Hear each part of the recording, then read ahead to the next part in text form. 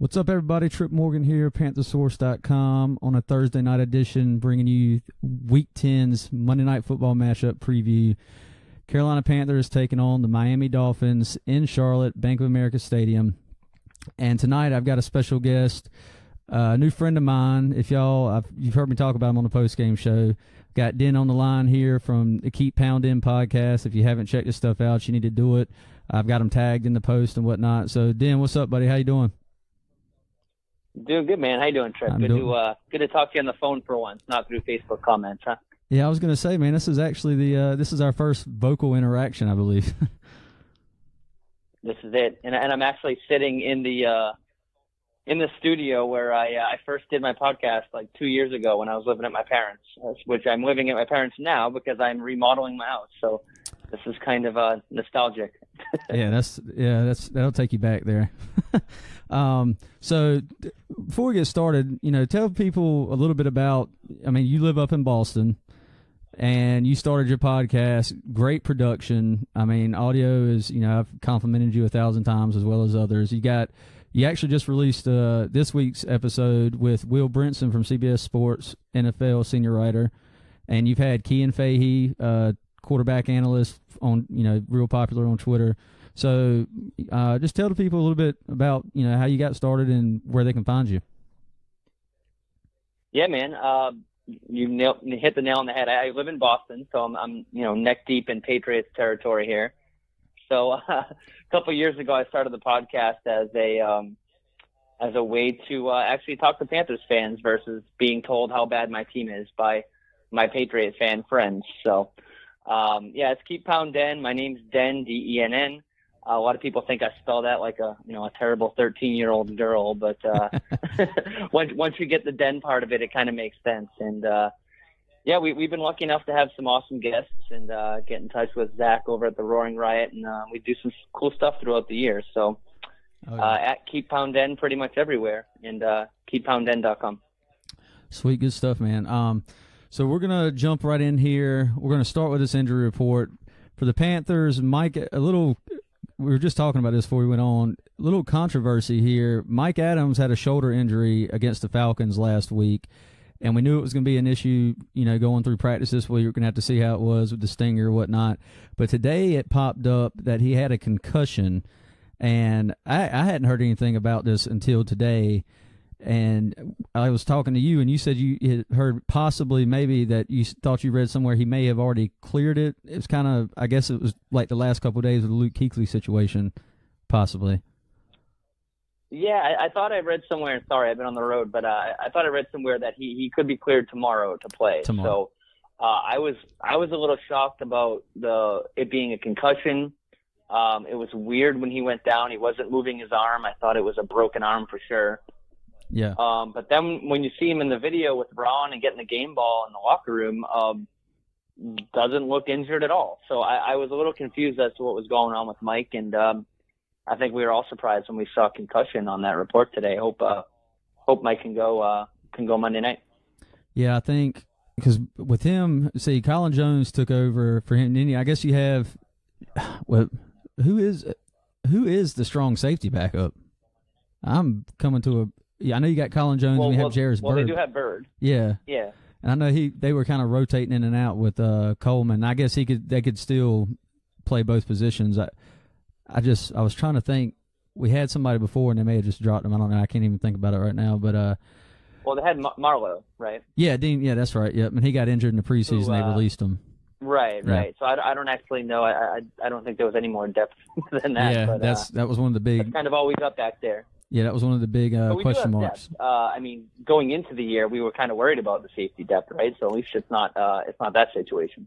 Yeah, right. And I think, Jarvis Bird did pretty well, coming off this year he had with the Saints, which he actually ended well after, a rough season or two with them.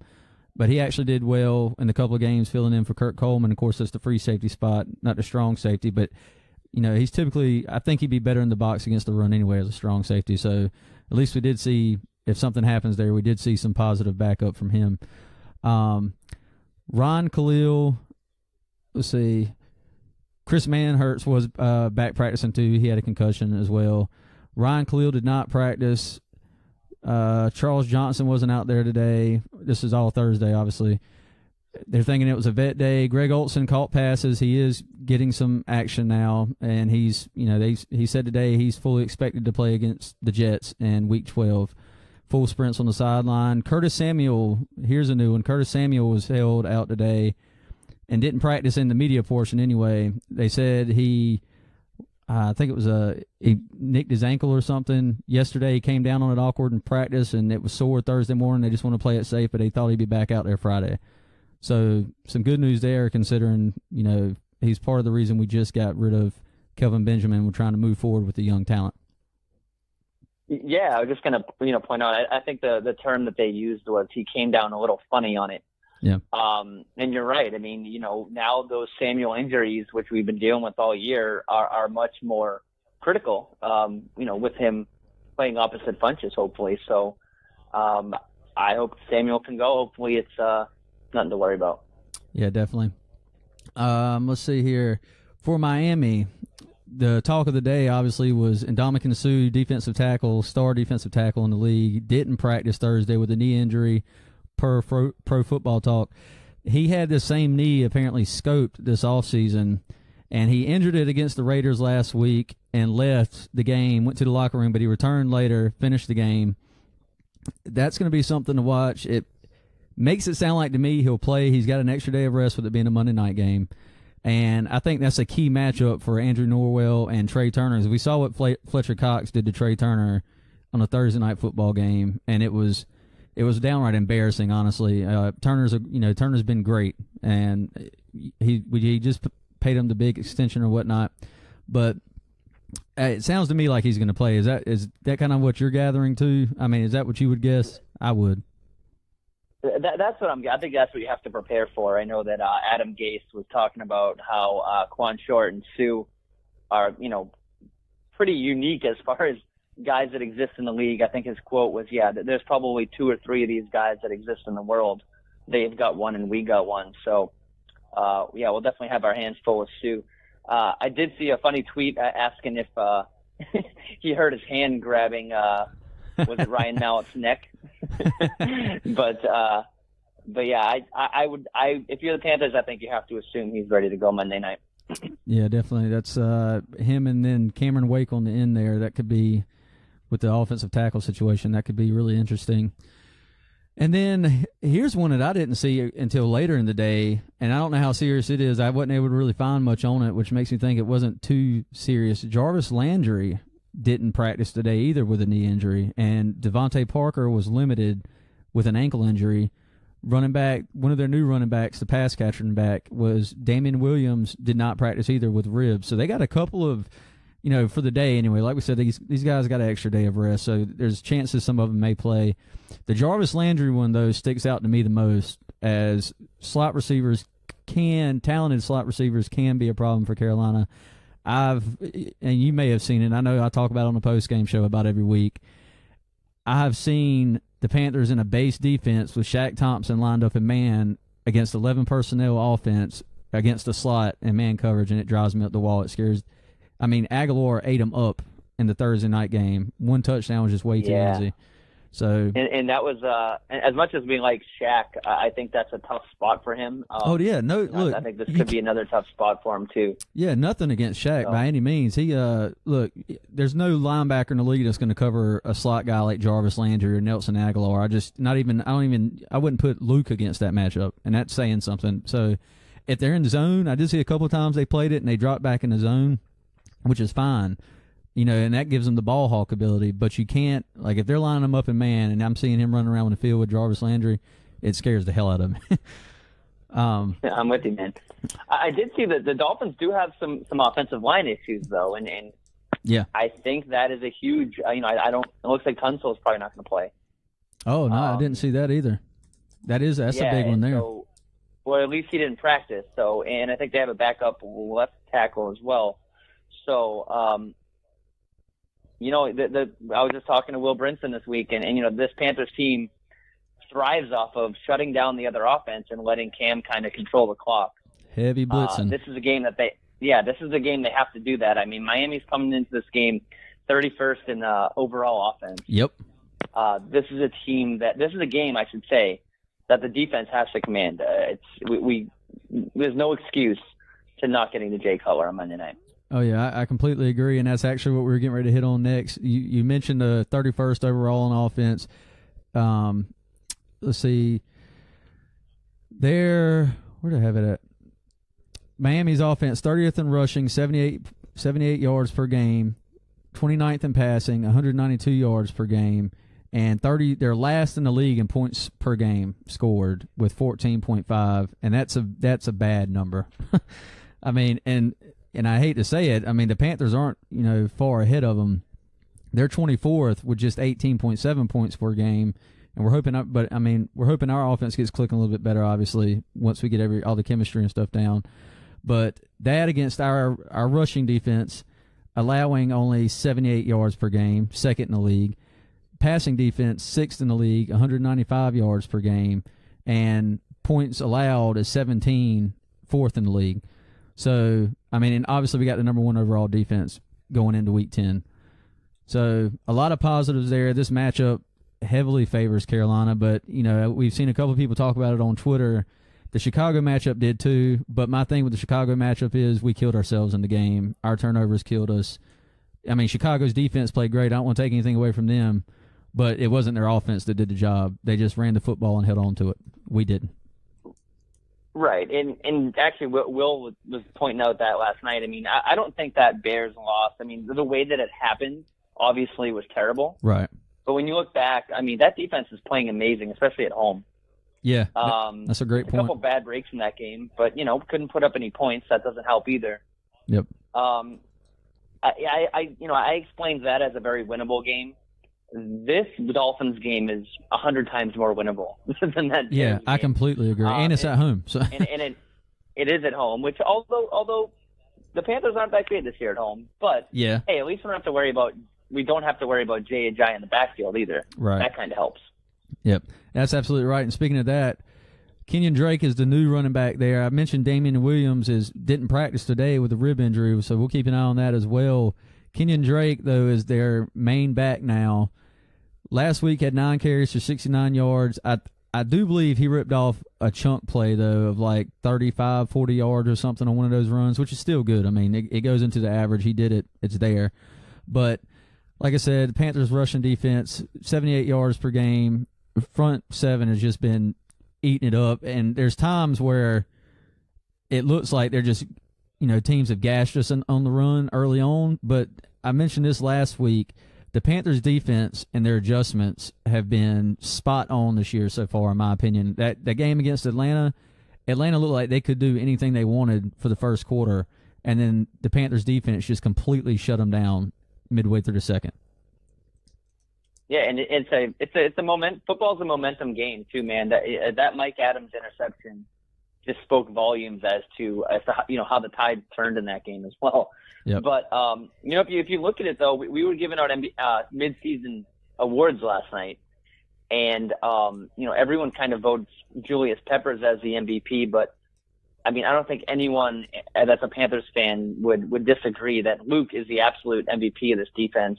Yeah. And shutting down the Falcons was really a lot about Luke. I don't know if you saw some of those GIFs or videos or whatever they were about adjustments that Luke himself was making against the Falcons. Yeah, and I actually mentioned one of those. He called out. I noticed he called out the Falcons play. He moved one of the defenders to the right side of the defensive line before the Falcons motioned their guy over there for the run play. It's ridiculous. My favorite part is watching Luke throw players into position. Yeah, it's like if you get your jersey pulled by Luke Kuechly and thrown into a position, and it's like touche. You're probably right.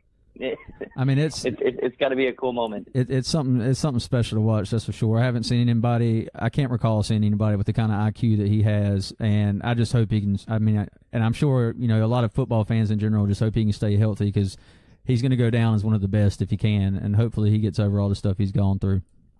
Absolutely, man. And Andy, I don't know if it's Benoit or Benoit, but the cool thing about Luke Kuechly, real quick, is I didn't know this. A lot of people ask him to kind of break down film and sit in the film room with them, and he turns them down. It's just kind of a magician doesn't reveal his tricks, if you will. Doesn't want to share his tricks of the trade. That was kind of a cool thing I saw today. He actually has turned a lot of analysts down as far as breaking down Panthers film. Well, that's interesting, cool. And I'm completely fine with that. That's really awesome. One of the things he's been known for, like the Super Bowl year, I think it was, Rivera had to kick him out of the stadium in the playoffs from watching film. Like, he was just in there studying, and Rivera said in the press conference that weekend before the game, he said, I had to drag Luke out of the film room the other night. And he said, you don't like to do that, but it's something you love to do at the same time. It's a love-hate thing. You want him to go home and get his rest, but you love the fact that he's dedicated and sitting in there studying everything he can to defeat the opponent the next day, especially in the playoffs. But that just comes off to me as classic Luke Kuechly right there all day. Absolutely. Here in Boston, I hear about how much Tom Brady sleeps in the film room. So, oh yeah, I'll take Luke as our Tom Brady. Yeah, I can see something he's sleeping with too, little stuffed doll or something. Anyway, we'll move on. I got Brandon Pope in here in the comments saying trap game, looking ahead into the bye week and catch us on our heels, talking about the Dolphins. And I personally believe even if they were looking ahead, there's still no reason the Panthers should lose to the Dolphins. The defense is just too good. Even if the offense struggles, which it very obviously could, it has all season. But I don't think they're looking ahead. I think these guys are experienced enough to this point. They know they can't do that. So right now it's one game at a time. And that's the other thing, going into the bye week, if they can win Monday night, they are 7-3, which is, when you really think about what the offense has done so far this year outside of 2 games, it's phenomenal.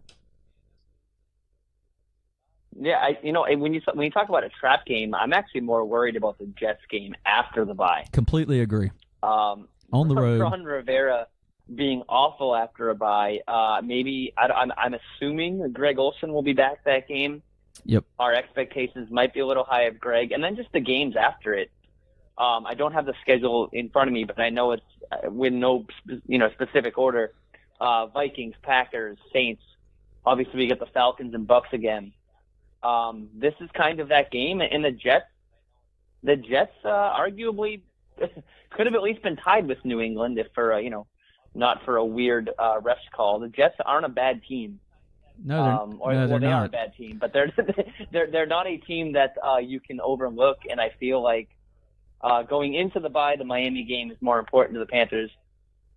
Trap game, I think, has the Jets all over it. So I'm more worried about that one than the Miami game. Could not agree more. That game being on the road, like you said, after the bye, we know Ron Rivera's record there outside of like 2015, and I guess you can include the divisional playoff win because they had a first round bye in that year too, and they won that game. So he's got like 2 wins after the bye. No, 3. I'm sorry, because they beat Arizona last year. So he's got 2 years running where he's got 3 post bye weeks wins. I'll take that right now. Makes me feel a little bit better anyway. But so I was just looking up the schedule. It's Jets and then the Vikings, which isn't going to be an easy game. Buccaneers. What was it? Buccaneers. Oh, I'm sorry. No, I'm wrong. Jets, Saints. Oh, this schedule is all messed up here. No, that's right. Jets, Saints, Vikings, Packers, which, and I don't know if you've seen this recently too, and this is a discussion for another day, but they're saying now there's a possibility Aaron Rodgers could be back for that Panthers game, but I just don't. I heard he could be. Yeah. I just don't know if they're going to be even in contention. Depends on how they're doing. Yeah. If they're out of contention, then no. I was actually going to go to that game. It's on the very back burner now. Yeah, right. But tickets have dropped too. The other thing is, you mentioned the Vikings game, and I know you wanted to. I don't want to skip around on your agenda. Oh no, that's fine. The weird thing about Greg Olsen, Greg Olsen's actually doing the Vikings broadcast right during the bye week. Oh yeah, that's right. Yeah, yep. So it's really kind of weird and interesting that they would let a player broadcast a team that he's playing soon, right? Yeah, that is kind of because he's going to have every angle possible sitting up there too. Yeah. That is pretty weird. I didn't think about that. That's a good point. I guess it's no different than what you could get at home. You can get the all 22 or whatever, but I don't know what kind of access to replays or whatever. You know what I'm saying? Yeah, but I mean, they sit down with players and do interviews and do all kinds of stuff and prep for those games. So I've never seen a player cover a game of a team that he's going to play like within weeks. So that's a little weird to me. But hey, whatever intel we can get, I'm fine with, right? Yeah, and since you brought that up, which is a good point, I didn't even think about it being in a Minnesota game, but about Greg doing that, I think he's going to be a perfect fit for that kind of role once he gets out of the NFL. I know Bill Vose talked a lot about it on Twitter here and there when it's gotten brought up, and I mean, I think that fits him perfectly. Don't you? Yeah, no, I do. And, there's certain people that are cut out for it and certain people that aren't. I never thought Tony Romo would be good at broadcasting. And he shut me right up. He's actually amazing at it. Yeah, that's true. I think Greg would actually be really good, though. Yeah, I think I'd like Greg a lot better. Romo's still learning. He seems to cut Nance off sometimes and just overtalk him. But we got some people piling in the comments here now. Let's see. Mike Strib said, we'll put him back out like we did Romo on Thanksgiving, talking about Rodgers and his collarbone, which, I mean, that did happen with, Romo came back right before he retired off, and Thomas Davis sacked him and he went out. I don't wish injury on any player, so I'm not going to say that, but I was going to read his comment there. Brandon Pope, after the bye, it's Jets, Saints, Vikings. Yeah, we just hit on that, so. But, so on to the Panthers offense versus the Dolphins defense now. Panthers rushing attack is, believe it or not, 15th in the league. You would think it was a lot worse. 109 yards per game. That's mostly Cam. Oh, yeah, completely. Take Cam out of that. I think we're in the high 20s. You could, right? And I would easily say you take Cam out, and I actually should have done that because I've talked about it all year too. If that 109 yards per game could easily drop to like 70 or more without Cam in there. Passing attack, 24th, 204 yards per game. No secret there. Outside of Detroit, New England game, it just hasn't been there. Hopefully it opens up with the speed on the field. It did seem to open up the run game. Watching the film, and I know I saw Bill Vose post on it too, that you saw the safeties actually dropping into coverage prior to each snap with the Panthers a lot in the Atlanta game this past week versus in the past teams were coming up to the box where they didn't have to worry about a deep threat. So it definitely opened it up. You actually saw Christian McCaffrey get continuous carries and looked really good running the ball. I was very excited to see that. I know a lot of Panther fans were. But I thought that was fantastic to see. No, he did hit the holes. And, when you talk about the rushing game, I think the number one thing you have to ask is what's up with Stu, man? Is this his fault, or is it, because we've seen McCaffrey get blown up in the backfield. But yeah. I think the biggest issue with the Panthers right now is the holes are there for a very short period of time. And I'm not sure if Stu can get to them fast enough. I mean, what are your thoughts on Stu here? Well, right now obviously I'm not pleased with him, and I was kind of defending him. Billy, one of the co-hosts on my show, post-game show, was actually saying before the season he thought that it was time to move on from Stu, and I thought it was a little premature because last year he led running backs in yards after contact, and that's always been Stu's mantra. I mean, he's a power runner. He can bounce off guys, but last week it was extremely the first fumble, as soon as he got hit and he kept fighting and the other guy came up and people started swarming, I looked at Billy and I said, he's going to fumble the ball. And then the guy, Neal, stripped it right out.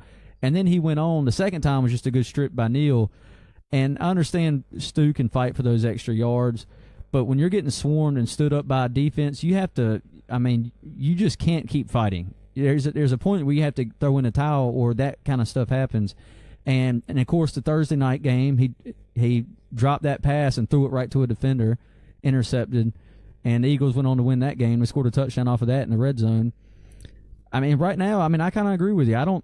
He doesn't seem to be have the same burst through the holes. Cap seemed to have a lot more, hitting those, getting right there. Christian McCaffrey was actually making good cutback reads last week, and, he was ripping off chunks of 5 to 11 yards at times, it seemed like. I think he But he had 15 carries for 66 yards, I think was the final stat line for him. That's what I want to see more of. And one of the things I've said all year is, with this situation, I'm not a fan of, multiple running back system, because it doesn't allow one guy to get going. When Christian McCaffrey got consistent carries last week and wasn't interrupted, he got momentum. And I think that's the biggest thing with running backs. We saw the same thing with Jonathan Stewart and D'Angelo Williams when D'Angelo started fizzling out. Stewart was getting hot, and we're like, take Dio out. Just leave him out. And they did, and all of a sudden Stewart is, he would have had 2,000-yard seasons if he hadn't missed 3 games in each of them. So. Yeah, and this is where I'm on the fence when you said it, a multi-running back system, because I totally agree with you. You can't let, one guy get going. You can't let him get momentum. But at the same token, I have to watch Patriots games on 80-inch TVs every weekend. and there is kind of an upside to having different backs, though, right? I mean, if you have so look at the Patriots, right? Dion Lewis, James White, Gillislee, right? They're all kind of situational guys. Right. And you see what Jonathan Stewart can do down at the goal line, right? Yep. And he can't do those things at, say, the 50-yard line. So I do kind of think that maybe a multi-back system is good in a way for the Panthers, too. I totally agree with what you're saying. We don't really know who our number one back is. Yep. But there are guys that are the best at what they do. You're not going to put Christian McCaffrey up the middle on the goal line. That's where Stu can come into play. No, you're just going to fake it to Stu and then pitch it to him. Exactly. So I'm on the fence as to does Stu have a place on this team still? I really don't have a great answer to that, 9 weeks in. But yeah, it's until we see more sampling size from McCaffrey, running that well, it's really, I mean, we can't just sit here and say McCaffrey's got it now, because, that was one game, and, we just don't know yet. So if he continues to do it the next few weeks, next few games, we'll have to address that at a later date, obviously, and see how Stu's done in that time, too. This could be, the 2 fumbles last week, I think, and then McCaffrey kind of taking over the role was rock bottom from Stu. We'll see if he bounces back. Maybe he does. We hit on the Panthers' passing attack and the points scored per game. Miami's defense rushing is 7th in the league, 94 yards per game. So that's going to be a good matchup to watch for the Panthers, obviously. Carolina's MO is run the football first and go off play action. And, it just until – and I guess you wouldn't even really say last week. Cam had the bootleg, but he normally has at least one of those a game. So – play action just hasn't been there a whole lot outside of the Detroit-New England game. Miami's defensive passing, 14th, 221 yards per game, and points allowed are tied 16th with your beloved Patriots with 22.4 points per game. So, like I said, the rushing matchup is going to – obviously Sue being in there hogging up the middle is going to play a big factor, and we'll see what happens there. Again, you got Cameron Wake on the outside. And I think that's something else that needs to be talked about is the pass rush. Cameron Wake is a good defensive end, and he typically plays left side, I believe. Isn't that right? Or am I thinking about Cam Jordan from the Saints?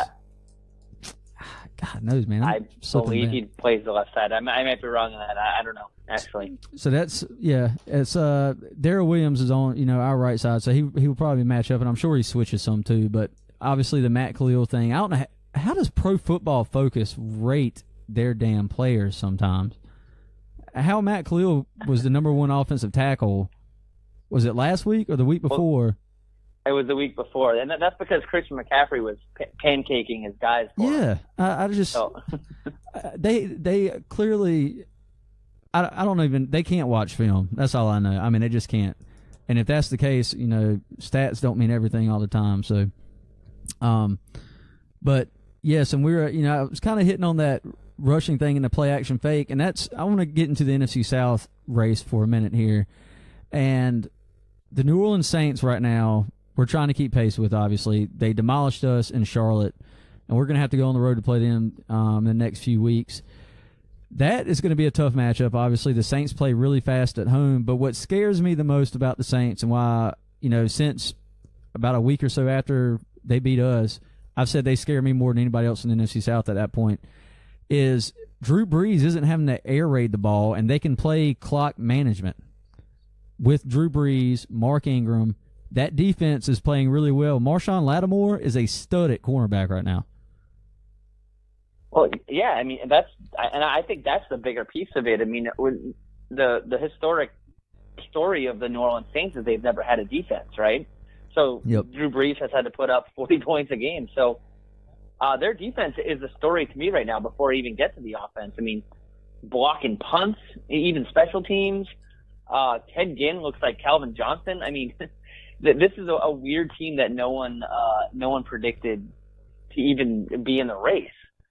So I kind of chalked up that week, I think it was 3 loss, right? Week 3? Yeah, right. As the Panthers kind of figuring out how to play football without Greg Olsen.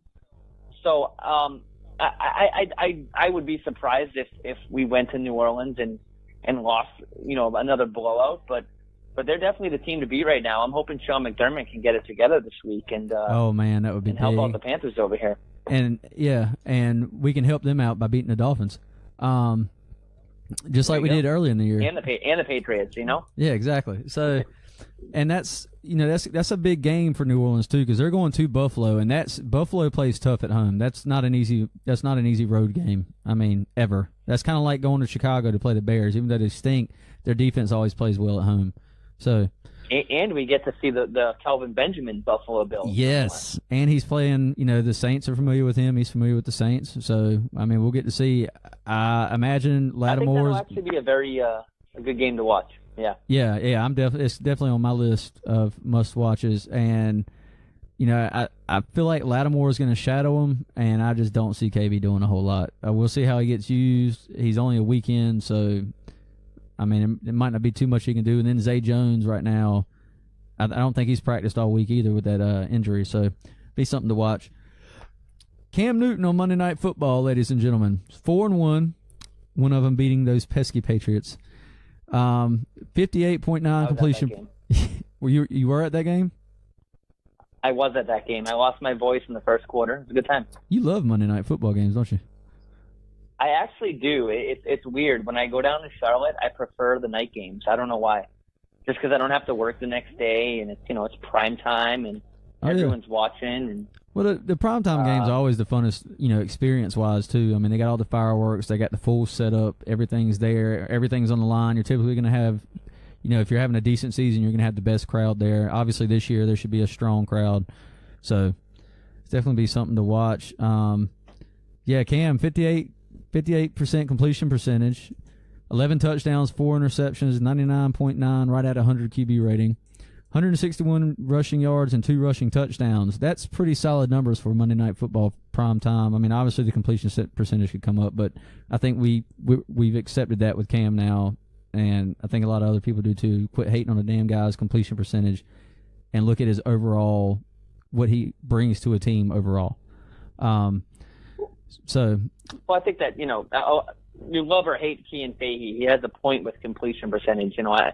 You get quarterbacks that play different style of football, right? And, Cam isn't missing Christian McCaffrey 2 feet away from him.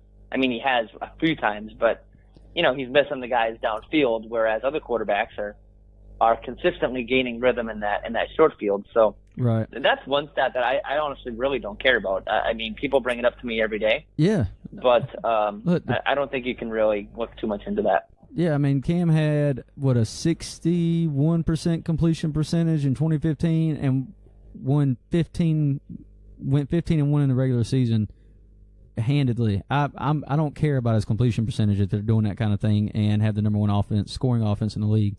And, I actually said something last week. Billy and I were watching the Falcons game, and he missed Ed Dixon on the seam route, and he got hit on that throw, which I think made him help sell it high. But either way, talking about those missed passes on a wide open McCaffrey, I was telling Billy right after that pass happened, I said, Cam, everybody talks about Cam overthrowing people. He didn't even make it in the top 5 and, QBs overthrowing open receivers last year. Jameis Winston was number 1 on that list. Cam wasn't even in the top 5. I think the issue with Cam is the polarizing figure he is, when he misses somebody, they are wide open, like the Christian McCaffrey play, has happened 2 or 3 times this year. And that's the play that's going to stick out to you the most, because especially if you lose, and it's going to be the game, you're going to say, how do you miss this wide open guy? Cam overthrows everybody. Like, no, he overthrows that one wide open guy game, and it's a bad one. And that's why you remember it. And I feel like that's a big issue with Cam. Yes, he misses other receivers, but there's a lot of times, his receivers have dropped it over the years. We've talked about that.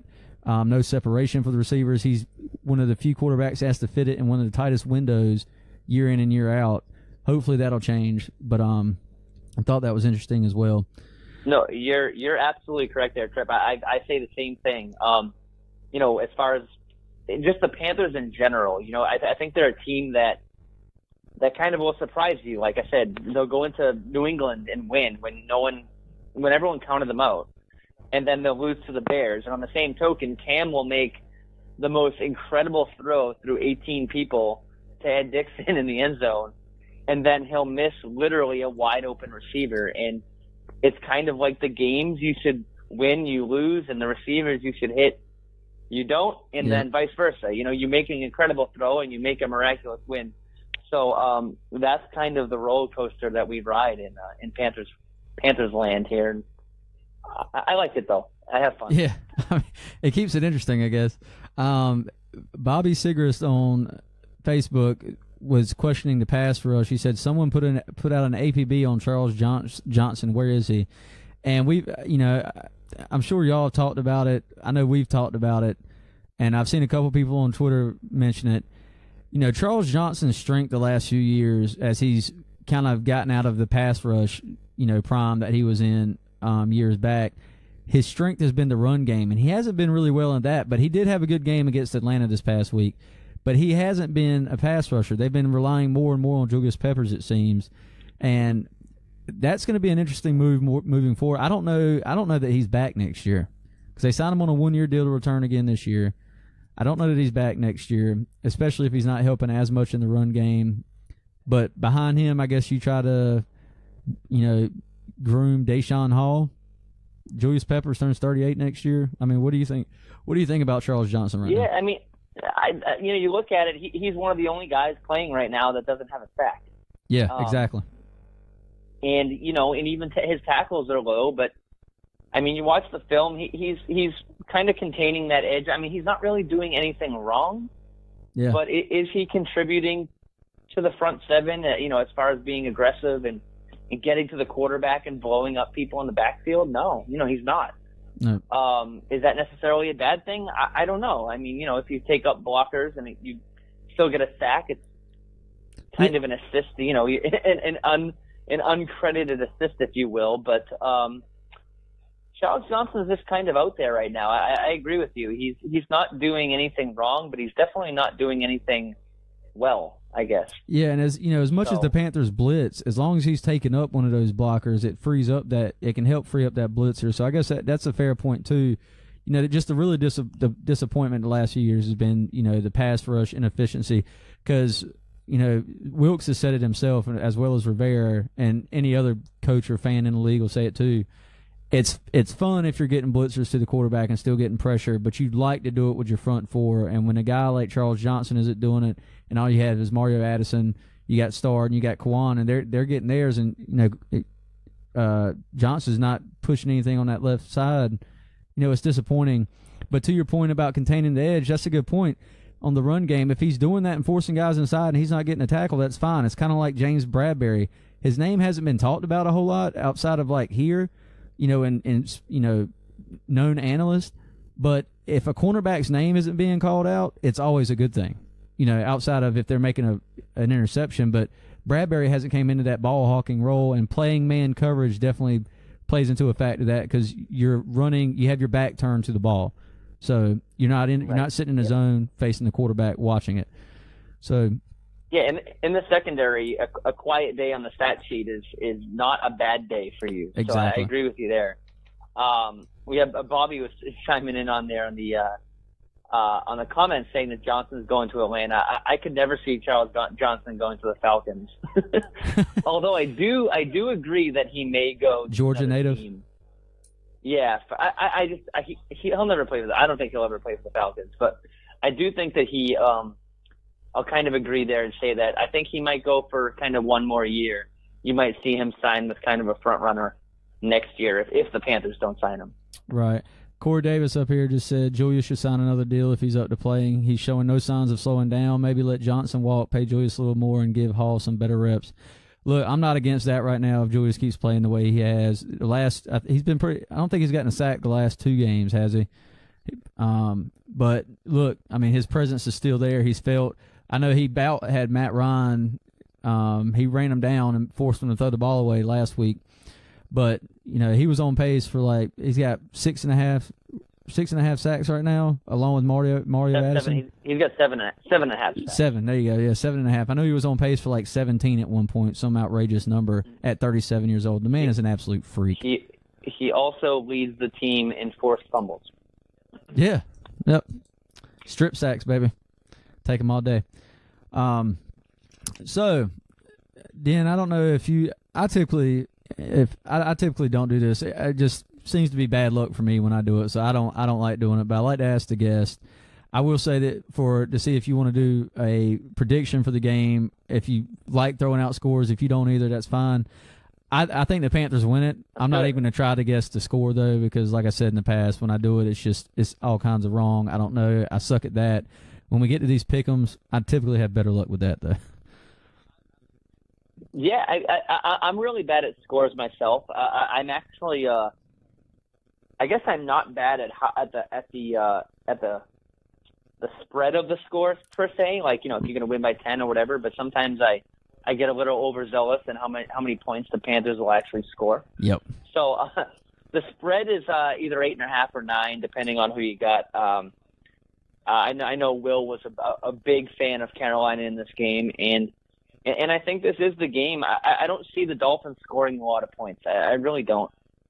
I'll give them 10, 13 points maybe, but I think the Panthers can put up 20, 21. I think the Panthers, we'll say 21-13. How's that, Panthers? Yeah, I like that. You know what? I am going to pick on this game. I am going to put a score on this game because, damn it, if the Panthers lose to the Dolphins at home on Monday Night Football this year, I'm going to be pissed. I'm just going to go ahead and say it. So I'm going to put a score on the game. And, like I said, the Dolphins only scoring 14.5 points per game. I am going to say, what'd you say, 24-13? I said 21-13. 21. I'm terrible at picking scores, though, so this is just basically me spinning the roulette wheel here. I'm gonna go 20-6 because that offense just should really.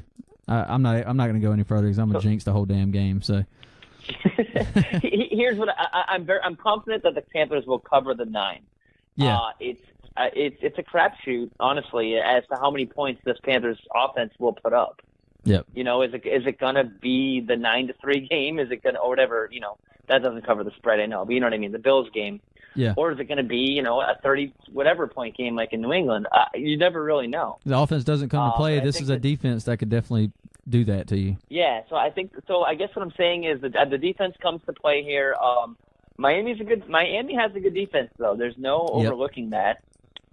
So I'm not sure how easily points are going to come to this Panthers team. So I'll keep the scoring somewhat low. Gotcha. All right, well, let's get into some of those spread pick'ems. Let's see. Well, the Seattle-Arizona game is going right now, so we're not going to do that. And that's actually a pretty close one. It's 15-10 right now. I picked Seattle, so I've already made that selection, and I haven't even watched a lick of the game. I don't even know what's going on. Well, that Seattle should win that game, but they're only up. It appears to be 5 right now. Green Bay, Chicago. The line right now is 6 to Chicago. The game is in Chicago, it looks like. Who do you have there? Do you have Chicago covering the spread? Man, that's a high one. I didn't see anything against that the Lions game the other night though that makes me want to pick Green Bay. No. Brett Hundley's not Marty good. Bennett too. Yeah. I think that Packers team's just kind of on a downward spiral. I'll take the Bears here. I kind of wanted to go to Packers, but nothing there this week at least to change that pick. I'll go the Bears. Yeah, I'm going Bears as well. Pittsburgh, Indianapolis. Spread is 10 to Pittsburgh. The game's in Indy. That's always a tongue twister. It's in Pittsburgh? This is in No, I'm sorry. I'm picking Pittsburgh. I don't even care what the spread is. They're going to destroy Indy. Yeah, it's 10, and they should. I got Le'Veon Bell in my fantasy, so I'm hoping for a big game. I need it. But I'm picking the Steelers as well. That defense is sneaky good this year. I think they're only allowing like 16 points a game, good for like second in the league or something. Completely underrated. And to the comments, the Baltimore did hang 40 on the Fins, but I just said you can't overlook their defense. Yeah. They're statistically the Dolphins aren't a bad defense. So anyway, yeah, carrying on. Panthers, man, they if they come out and that new speed starts working, there ain't no telling. That's just it right now with the Panthers offense too. There's still a lot of question marks. We just don't know what we're going to get yet with this new look. So, Minnesota, Washington in Washington. This is a tight one. Minnesota. It's basically a pick 'em. Minnesota's favored 1.5. I like the Vikings here. I do too. I'm gonna have to switch one up on you here. I don't know that Washington team. You never know what you're gonna get. It's kind of a pick 'em, like you said. I just like the Vikings here. Yeah, I have to go with that defense right now. It's playing well. And Case Keenum's coming into his own in that offense. Josh Norman will probably be on Diggs, but they still have Adam Thielen, who is eating it up in the slot right now. So, Cleveland Browns, Detroit Lions. Detroit is favored 11. It's in Detroit. That's a high spread. Oof, I hate spreads over 10. Yeah, that's brutal. But spreads over 10 are okay when they play the Browns. Right. Matt Stafford, everyone always counts him out, and he kind of – I feel like whenever you count the Lions out, they start turning it back on. And I think that confidence from the Packers divisional game, I think they do cover this. They probably just cover it. We'll see. I'll take the Lions here. All right. I am going to take – this is the one I'm going to switch up on you. I'm going to take Cleveland, and I think I'm going to go ahead and call Detroit wins by 10. By 10, just 1 point under the cover. I hate 10-point spreads in the NFL trip. Yeah, they're terrible. That's I hate putting money on stuff like that. Let's see here. L.A. Chargers and Jaguars. Jaguars are favored 4. They're at home. And God, that defense is good, man. And they're at home. They are good. 4. So you said it's 4, right? Yeah, it's 4. Jaguars are favored 4. As long as Leonard Fournette plays and doesn't miss the. Although I guess they didn't really need him last week. No, they didn't. That was just it. They dominated without him still. But hey, the Chargers defense is 31st in the league in rushing defense. I think Fournette runs all over them this game, and I'll take Jacksonville at home. Yeah, I'm going to do the same there. Let's see, Jags. I'm going to keep up with these. Although Will Brinson did have the Chargers losing the Super Bowl to the Cardinals, by the way. Pretty hot take pick there. Wow, that is a really hot take. and he's gotten the heat for it, but neither team technically out of the playoffs yet. So, but that's pretty funny having the Arizona over the Chargers, and we have a Chargers fan that hops on our pod with us too. So, oh, nice. Yeah, that's right. But I can't pick them this week, so I'll take Jacksonville. Yeah, I got to stick with that defense at home. Some guys commenting on our pick'ems here. Bobby saying Washington with the upset. Ron saying Detroit's going to beat Cleveland bad, and then Bobby says Browns get their first win. Just kidding. Browns couldn't beat a high school team. Hey, I got a question for you and Bobby then. If the Browns played the 49ers, who wins that football game? What's the spread? I don't know, just zero. Who wins? Jeez, dude. I got to go with San Francisco, and it really... Obviously, it depends if Garoppolo's in there. I get that. Yeah, I'd still go San Francisco. Just Oh, shit, dude. I don't know, man. Both defenses, I mean, they got stud, a star player for each defense. I don't know. That's really a coin flip. Both defenses are certainly on the rise. You start thinking about the draft next year. Who's going to be at that one spot? I don't know. We'll see. Yeah, that's interesting. Man, that would be an ugly football game. Let's see. What did we just do? The Chargers, Jags. We got Bengals, Titans in Tennessee, and Tennessee is favored 5 here. And I am going to take Cincinnati. Yep, that's what I'm going to do. A.J. Green's coming back off a suspension. Well, not a suspension, but getting kicked out of the game. Yeah, I'm going to take the Bengals. Titans defense hasn't been good this year. I'm going to take Cincinnati with the upset there, or to beat the spread. I missed the spread there. Cincy +5? Yes, Cincy's +5, correct. I'm going to take the Titans here. Okay, all right. I'm going to take Titans here. They have a good run game. Well, they have good running backs. They haven't been great so far this year, considering last year. But let's see. I also thought it was kind of interesting that A.J. Green and Jalen Ramsey got. They didn't get suspended, but they got fined, right? Yeah, that was weird, right? I'm sorry. They didn't get ejected, but they got fined. Well, A.J. Green got ejected, and Jalen Ramsey did for the Jaguars in that fight. Okay, and then you have the whole Mike Evans story where he doesn't get ejected, right? But gets fined and suspended or whatever. Yeah, it was really weird. I didn't know if the NFL handled that right. It was kind of, I didn't know your take on that. That was an interesting triangle of fights over there. When Evans got suspended, the announcement came out. I was waiting for A.J. Green's to come out right behind it, and when he didn't, I was shocked, honestly, because I understand why he was upset, but obviously he took it too far. He was throwing some punches, threw the guy in the headlock, and it was just, it was a really quick brawl. Jameis started shocked. it. Yeah, Jameis got fined today for the little poke in the back of the head.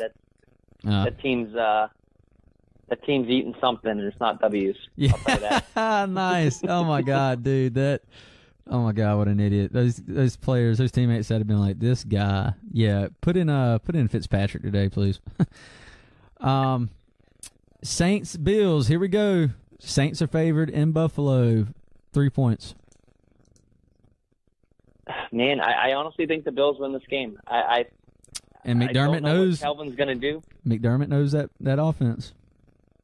I don't know. Maybe Sean. Do you think Sean still treats this as a divisional game? I think he better. I think his mindset's still in there, but he knows the Saints. He knows Ted Ginn for sure. Yeah. Do they have the personnel? I don't know, but I'm not sure we're going to get with Kelvin this week. I think next week might be his big week, but I think he does fit that offense pretty well. Yeah. And they need wins to compete. They still have to play the Patriots twice, so very much so in that divisional race. And might be the homer pick in me, but I'm rooting and picking the Bills. I'm rooting for and picking the Bills this week. All right. Well, I'm gonna take the opposite to kind of switch it up, and I hope you're absolutely right. I do feel like this game is going to be really good, though. It could easily come down to that field goal. It wouldn't surprise me one bit. I'd even say final score one way or the other is like 16-13 or something small. You got that's low for the Saints, but they're playing in Buffalo. That's not an easy place to play against that defense. So, dude, people are going to be going through tables on fire after the game. It's going to be a good night in Buffalo when they win that game. Sitting on lit couches on fire, and that'd be fantastic. I'd be tempted to drive up there and celebrate with them if they beat the Saints, and we won, of course. Texans, Rams, and Rams are favored 12. That's another high one. It's in LA, and I'm probably gonna actually take that spread.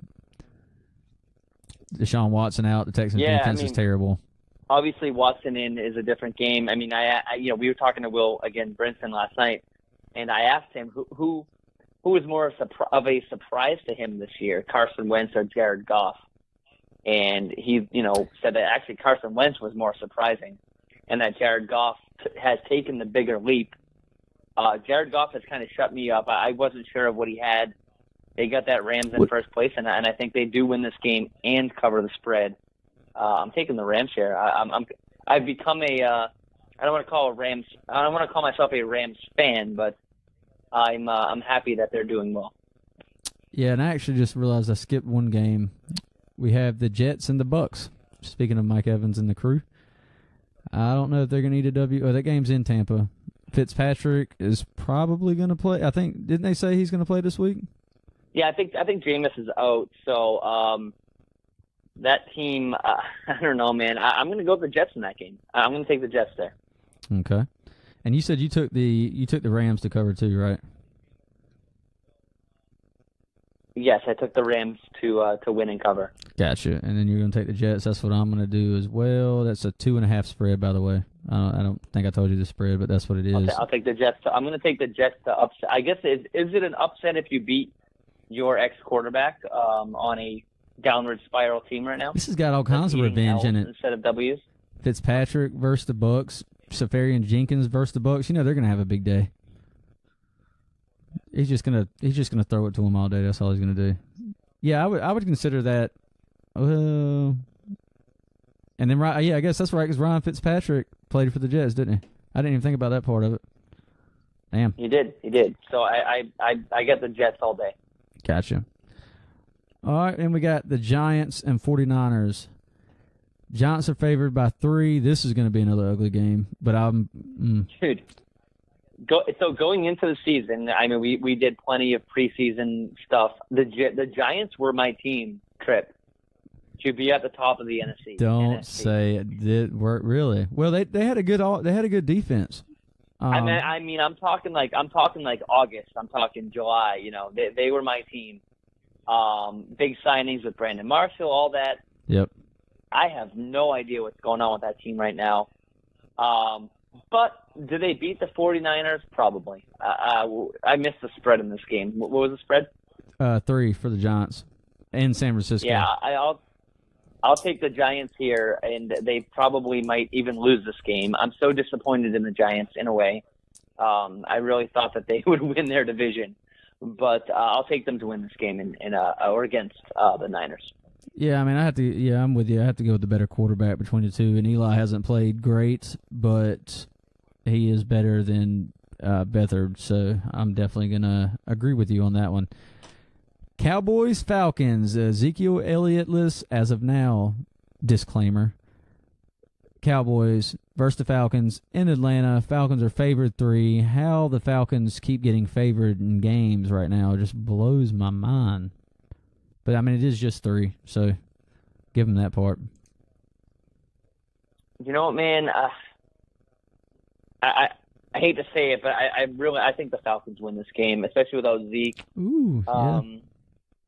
I do. It just with Dallas kind of, I mean, they've had to probably, I wouldn't say they're unprepared to play without Zeke because literally every Monday through Thursday they don't have Zeke, and then he gets reinstated on, like, Friday. Yeah. So I'm sure they've been doing their homework without him. But I don't know. I think this is just a bounce-back game for the Falcons. Just kind of knowing that divisional loss and taking advantage of some unexpected news. Or is it unexpected? I don't really know. For the Cowboys. And I'll give the Falcons benefit of the doubt here that they win this one. I'm going to...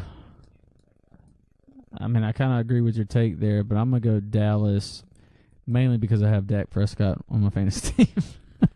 And maybe he's going to go out and do work with Ezekiel Elliott out. Fantasy is life, right? Yeah, and I haven't done fantasy football in a long time because the team I drafted, like, I forget what year it was, but I was like the all-injury team. And I won like 3 games, and then I never did fantasy football again. So yeah, those years are kill you. I have a buddy in my league right now who's all his stars have gone down, and he's like gripping the waiver wire for everything he has. Well, I can imagine how like I said, I don't play fantasy football anymore, but I can imagine how it is this year, man. I mean, you've seen that all-injury team on Bleacher Report. You got Aaron Rodgers, Julian Edelman. Greg Olsen was out for half the season. David Johnson. I mean, what is happening in leagues this year? I don't even know. I'm happy I'm out of the game. Well, I'm not doing too bad in two of my leagues right now. I'm fighting. Well, I'm scratching. I'm in the playoffs in one, and I'm fighting to get into others. So I feel good about one of my squads. I'm just hoping the injury bug doesn't get me because it's hit a couple other guys, and obviously the Ezekiel Elliott news is going to hurt one of them who's at the top right now. So, well, it could. He also has Alfred Morris replacing him, so we'll see what happens there. New England, Denver. New England is a 7.5-point favorite. It's in Denver, which I'm sure you know more than most of us other Panthers fans living in Boston. The Patriots do not play well in Denver. They don't play well in Denver, but this is actually the most points they've ever. Well, I guess since I don't even know. I think it's at least 15, 20 years ago that they've gotten this many points in Denver. Yeah, that's pretty. That's still a lot for that defense. So to your point, you're absolutely right. I mean, usually they don't play well in Denver. The spread's a lot lower. This is actually the highest spread they've had on the road in Denver in a long time. Brock, I don't even know who the Denver quarterback is. Yeah, I don't either. Nobody good. If this was in the 10 range, I would take Denver, but I think the Patriots win this game by 10 or more. I don't think this is the year that Denver's coming in there and really intimidating rather the Patriots at home. I mean, all right, and in their home. And then they just got 50 dropped on them by New England. I mean, not New England, Philadelphia. Yeah, right. Of course, that was in Philly. I as bad as the Patriots defense is, I think that that team's just kind of in a tough spot right now, and they're not the Denver that plays at home as well as they always have. Against the Patriots, I take the Patriots with a little more than 7.5 points. It's going to be close on the spread wise, but yeah, I'll take the Pats to win by 10 or maybe 2 touchdowns. Yeah, if they win by that many, it wouldn't surprise me. I'm gonna take Denver's defense at home because of that. Of course, the Patriots also just picked up Martellus Bennett, who they're familiar with. Might help out in the red zone. In a very fishy situation. Yeah. So yeah. Marty, let's be honest. Marty Bennett quit on the Packers. I mean, that's kind of a hot take, but yeah. Undisclosed injury. I couldn't blame him. Why no one else picked him up on waivers? I don't know. So this isn't a dig on the Patriots. Everyone thinks I hate everything the Patriots do, which is true 99% of the time. But in this case, it's the Patriots kind of lucked out, but let's be real. I mean, Marty kind of quit on the Packers, right? Yeah, look, and he's already announced he's going to retire after this season. So, yeah, I think he definitely just said deuces. Well, hold on. He announced that to the Packers trip. Let's see what happens going forward. That's also true. Was that post Aaron Rodgers? No, that was definitely pre-Aaron. Okay. Current Aaron Rodgers. Once Aaron Rodgers went down. He must have had a premonition. We'll see. Yeah. Well, we'll see what happens when he puts a Patriots uniform on. Yeah. And then the game of the week. Dolphins, Panthers. Panthers, we said it earlier in the show. Panthers are favored 9 at home. You going to take the Panthers to cover that? The spread, I mean, obviously. I am very reluctantly. Like I said, am I afraid of the Dolphins putting up points on our defense? No. Am I worried that we can put a lot of points up on their defense? Kind of. I know we've had some comments here that have pointed out that the Ravens put up 40. I get that, but this offense, you never know what you're going to get. We'll see. So I do think we can cover 8.5 or 9. It might even be right at 9. I don't expect the Panthers to win this game. I think what did I pick? 21-13. Yeah, that's right. Which so what is that? That's actually 8. Yeah. I'm actually lying to myself. I probably should take the Dolphins here, but I'll take the Panthers. Maybe we can get an extra point more than that. So maybe they just go for 2 like in Madden.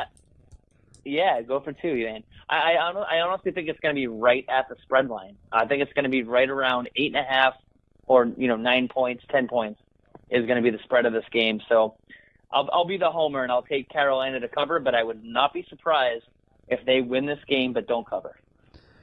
Yeah, and I'm going to pick Carolina here just to do the homer thing, and I think they can cover the spread. My prediction earlier said, well, actually no, mine I said 20-6, so I picked the cover to cover the spread. So I'm going to stick with that. I'm going to go with you. If the Panthers offense doesn't show up and we hurt ourselves with dumb turnovers in another game, it could easily be a 9-3, 12-6 game, something stupid that it shouldn't be at home. But we're going to hope for better than that. I actually haven't. I don't have the stat in front of me, but I'd like to know Ron Rivera's record the week before a bye, because we all know how it is after the bye. But I think this is actually such a huge game for the Panthers to win. I've called every game this year a must-win, but I think that winning this game, going into the bye where you're actually historically bad, but where you get players like Olsen and Bird back, hopefully, this game has to be like whatever they do in NFL locker rooms. This is a must-win, really. I think that the Panthers have no excuse to not show, if they don't show up in this game. It's like you have to come in here, you have to bring out your offense. I hope they win by 40. Yeah, but I'm being a realist. I'm going to the game, Trip. I would love to see this be a must-win. Give us momentum going into the bye. Olsen coming back, a whole new Panthers. I think this game, if they handle it right, can turn the page in the season. Oh, I completely agree right now. The Panthers are kind of flying under the radar because of the inconsistency on offense, and I said it 3 weeks ago, right before, when we were going in to play the Bucs. I said we've got Atlanta at home. If we can win that game, we then have the Dolphins, the bye week, the Jets, and we get Greg Olsen back, and that's going to completely change the outlook of the future for the Panthers offense. And that's obviously he has no setbacks, which we're hoping for, and he stays healthy. Everybody stays healthy the rest of the season. And, I mean, what Greg Olsen could bring back to this offense is going to be – it's going to be huge for the stretch, particularly the Saints game. But the Vikings are going to be no pushover, and I think we're playing them in Minnesota this year, if I'm not mistaken. No, we got them at home. We have them at home, which is good. But our record against the Vikings isn't good either. But Captain Munnerlyn might be able to help us a little bit there, hopefully. So see what happens there. But all right, well, that's it for the pick'ems, and. Yeah, I got it all written down, so we'll have to get back and check on this sometime next week. Maybe I'll tweet it out to you and let you know who won. Yeah, we'll compare. We'll have to think of a prize, Trip. I don't know. Yeah, maybe an Anquan Boldin jersey. Dude, an Anquan Boldin Panthers jersey. Bobby was going to buy me that. My co-host Bobby was all in on buying that. So. And I was waiting. I actually tweeted out, I thought that was about to happen at one point right before the season started, and Bobby even said, "Yeah, I'm a little bit worried now, but it didn't happen." And I know you were frustrated. Dude, I'll be completely honest with you. When I saw that we traded Kelvin Benjamin to the Bills, I'm not even making a joke. I was almost certain that Boldin was in the deal, and you were going to lose that jersey on hold. All I have to do is hit buy. It's actually it's on layaway. Yeah. Oh my God! So, you would have told everybody. I told you so. I told you so. Oh, that'd have been fantastic. Hey, Den, tell them where they can find you one more time. Y'all be sure to check out his stuff. Where can they find you at? I know you're on Twitter. You're on all kinds of podcast stations, iTunes. Give them your handles. Yeah, man. We're at Keep Poundenn on Twitter, Facebook, and Instagram. You have it up there on the screen. We're also at keeppoundenn.com. And, we're right through iTunes, Google Play, TuneIn, all the podcast stuff, whatever your podcast app of choice is, you can probably find us. So, we have a good time. So we'll have you on soon, Trip. It'll be a good time. Oh, yeah, definitely. Yeah, it's a great show, guys. I follow it every week. Y'all should, too. And like he said, Den's got all this stuff down. He's on everything. If you can't find him on something, let him know, because he'll probably be upset that he's not up there.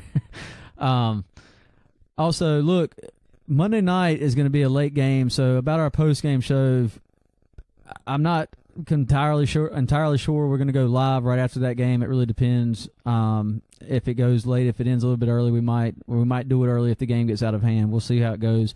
I'll let y'all know a day ahead of time on that. But be sure to like, comment, share. Go Keep Poundenn podcast. Check him out on Twitter and all the stuff he just threw out there. And subscribe to their stuff on iTunes. If you have iTunes, it's how easy it is to subscribe to a podcast. It's not hard. Are you still doing stuff on your YouTube page too, Den? I listen to your podcast, so I don't jump on YouTube much. It's funny, to kind of pull back the curtain. I built a studio at my house for all this, and right now my house is literally getting gutted. Right. Yeah. So I am in the mobile studio. You probably wouldn't notice sound quality wise, but It's funny. I'm in a little closet. So we've kind of dialed back on the YouTube stuff for now, but we are on YouTube. We do some videos. We just put up a video with Will Brinson. That was fun. Yeah. But we will be revamping all that soon. So. By the way, I love the new look on the website. By the way. Oh, thanks, man. We decided it needed a new facelift. So. Yeah, and I got and we do. We appreciate everything you do, man. You always you're always supporting us, always tuning in, and we're always tuning in over here. So this is good. This is good. But no, there's no competition in this stuff. We're Panthers family, man. Oh yeah, absolutely. And I got a shout out to your one of your co-hosts, Chris. It's New Belgium he works for, correct? He does work for New Belgium, yes. All right. Well, disclaimer: New Belgium was not an affiliate of this video podcast. Voodoo Ranger IPA is what I've been drinking tonight on the show, and there you go. It's actually one of my favorites right now. So good stuff. Chris up in Raleigh, and it is Raleigh, right? I think that's Raleigh. They are. Well, actually, yeah, they're out of Raleigh and also Asheville, and they treat us very well. They're helping me go to the game, to be honest with you, on Monday. So that's good stuff. Oh yeah, that's awesome. Yeah, so you'll have to if we go live, I'll let you know, and maybe depending on what you're doing afterwards, I might have to give you a call if you can even still talk. I don't know. We'll see how that goes. I know how you can get if you get over there with the Belgium night for me there. Yeah, if you get in there with the Roaring Riot tailgate crowd, there's no telling what's going to happen with Zach and all them. So. Yeah, no, we're hanging out with Zach. Actually, we're actually hopping on the Riot Report podcast on Tuesday night. So. Oh, nice. Sweet. I got a couple days down in Charlotte, a couple people to see, and we'll do some more airtime, and then we're gonna have you on Trip. I know I've been saying this forever, but oh no, it's really gonna happen. I promise. Look, take your time, man. I look, I'd be honored to be up there. I don't know how my sound quality would be, but I'll be calling in on the phone, so maybe I won't ruin it too much, but. Look, thanks for coming on, dude. I appreciate it a lot. We'll get you back up here soon. It's always a good time. Like I said, maybe one day we'll get you on that post-game show, maybe Monday night or whatnot. We'll see how it goes, if you can talk. But like I said, guys, y'all check out everything. Like, comment, share, subscribe on YouTube. Follow us on Twitter. I'm at Panthersaurus. Panthersaurus on YouTube. At Keep Poundenn. KeepPoundenn.com. It's right there, and I've got them tagged for Facebook up there at the top. Y'all have a great night, and keep pounding. No pun intended. Keep pounding, guys. Thanks a lot, Trip. Yep.